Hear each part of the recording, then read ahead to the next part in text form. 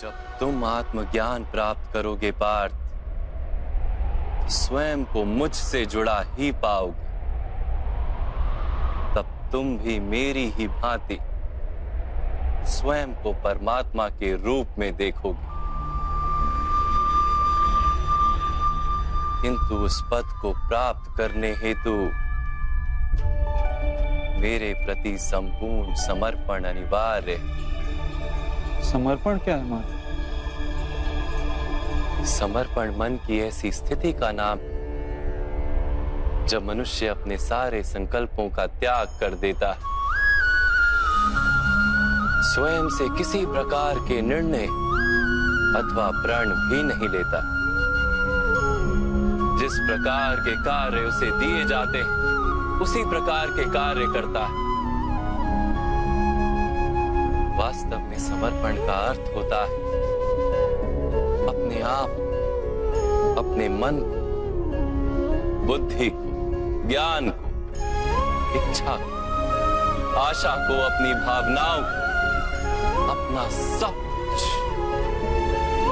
किसी को अर्पण कर देना। और ऐसे समर्पण को भक्ति कहते हैं।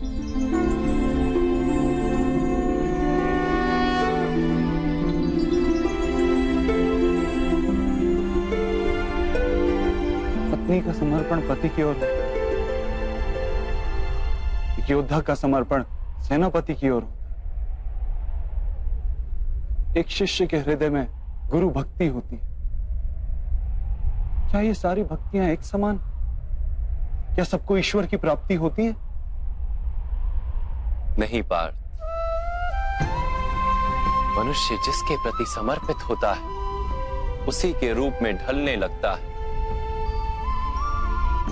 उसके मन में कोई संदेह, कोई प्रश्न जन्म नहीं लेता।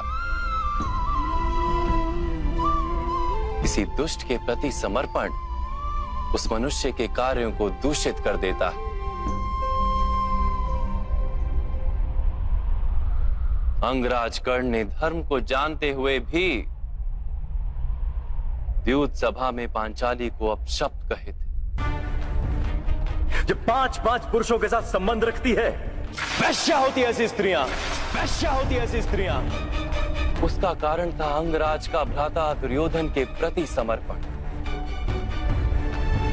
इस युद्ध में उन्हें जो दंड मिलेगा वो किसी जन्म या जाति के लिए नहीं, अथवा एक दुष्ट के प्रति समर्पण के लिए उन्हें दंड मिलेगा। इसलिए हे धनंजय,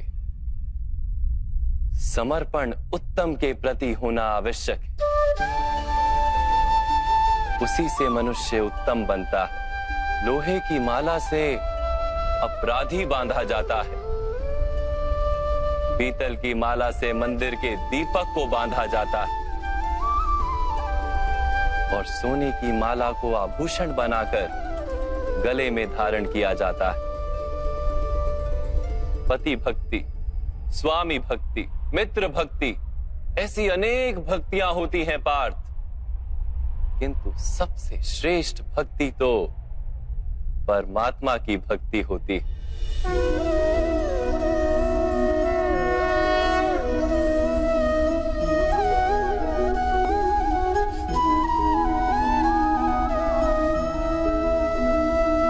किंतु परमात्मा की भक्ति का सांख्य अथवा कर्म योग से क्या संबंध है?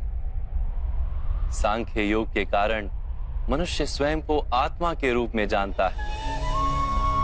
कर्म योग से वो जीवन के बंधनों से छूट जाता है, और भक्ति के कारण मनुष्य को परमात्मा के वास्तविक रूप का ज्ञान होता है। परमात्मा के ज्ञान से मनुष्य जन्म मरण के फेरों से छूटकर सच्चिदानंद स्वरूप को प्राप्त कर लेता है। परमात्मा में समाकर स्वयं परमात्मा हो जाता है। जैसे जल की छोटी सी बूंद जब सागर में मिलती है तो स्वयं सागर बन जाती है। अर्थात इस शरीर का कोई महत्व ही नहीं है माधव। अवश्य महत्व है पार्थ। शरीर के माध्यम से ही मनुष्य को परमात्मा का साक्षात्कार होता है। मृत्यु और नए जन्म के बीच के समय में आत्मा के ज्ञान में वृद्धि नहीं हो पाती।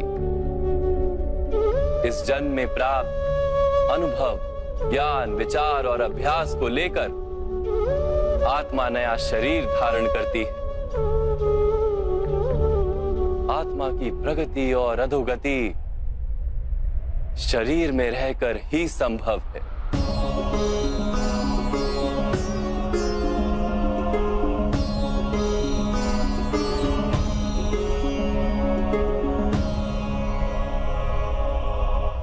परंतु माधव, यहां उपस्थित व्यक्तियों का वध करके क्या हम उनके उद्धार की संभावना को नष्ट नहीं कर देंगे?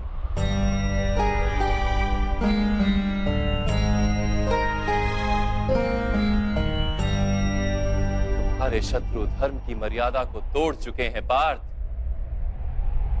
अधर्म ही उनका स्वभाव बन गया है। उनका उद्धार अब असंभव है।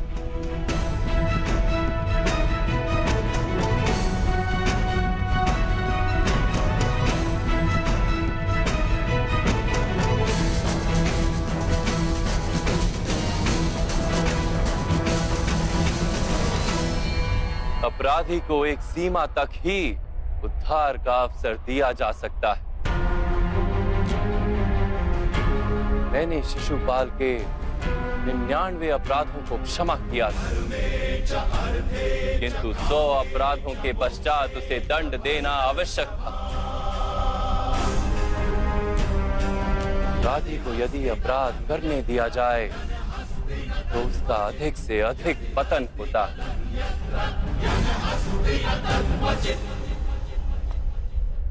उसे अधर्म से रोकने में ही करुणा है धनंजय।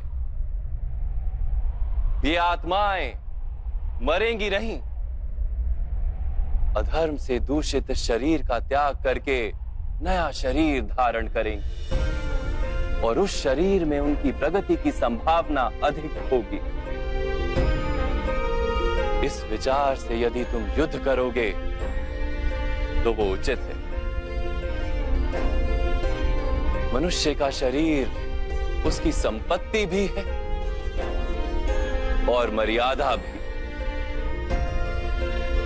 धर्म के मार्ग पर प्रवास करने वाला मनुष्य अपने शरीर को शुद्ध करता है और उसके माध्यम से आत्मा का साक्षात्कार करता है।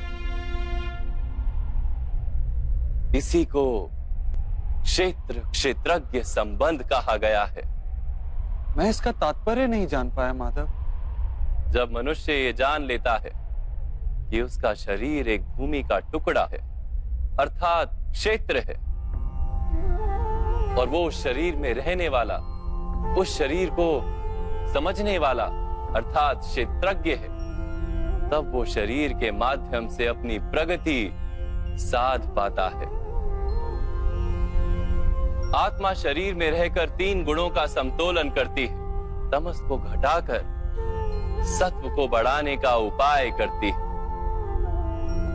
और ईश्वर की भक्ति करके परमात्मा के साथ एक हो जाती है। भक्ति कैसे की जाती है माधव? क्या समर्पण ही भक्ति नहीं? नहीं पार्थ, समर्पण तो भक्ति का प्रथम चरण है। वास्तव में भक्ति किसी कार्य का नाम नहीं, वो तो केवल मनस्थिति का नाम है। आवश्यक है कि मनुष्य जब तब यज्ञ, याग, यम, नियम, योग और स्वाध्याय के माध्यम से अपने अंतर को शुद्ध करे और परमात्मा के प्रति समर्पित रहे। मनुष्य अपने सारे कार्य, सभी कार्यों के फल, अपने जीवन का प्रत्येक श्वास परमात्मा को समर्पित करता रहे।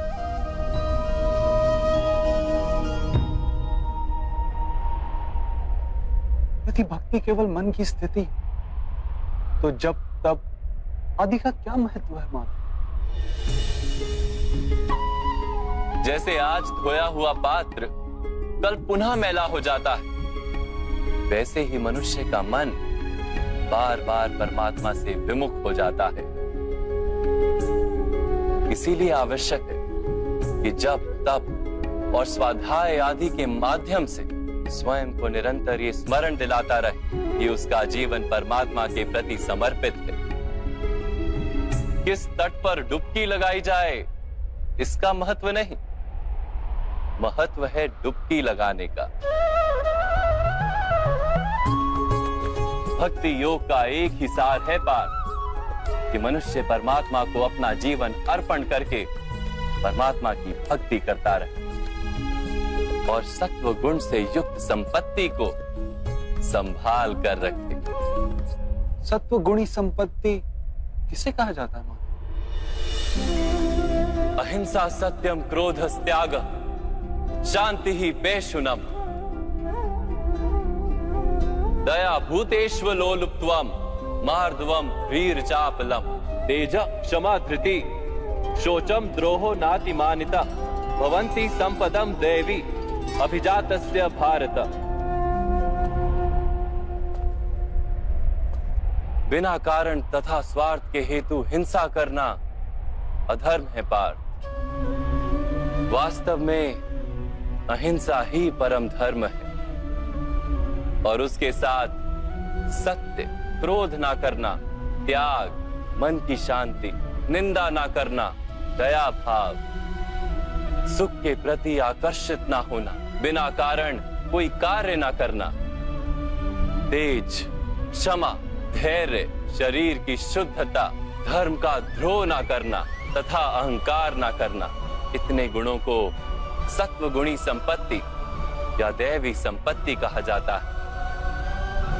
इसी से मनुष्य परमात्मा की अर्थात मेरी भक्ति कर पाता है, जीवन के कर्तव्यों का वहन करता है, धर्म की स्थापना करता है और कर्म के फल की आशा का त्याग करके जीता है।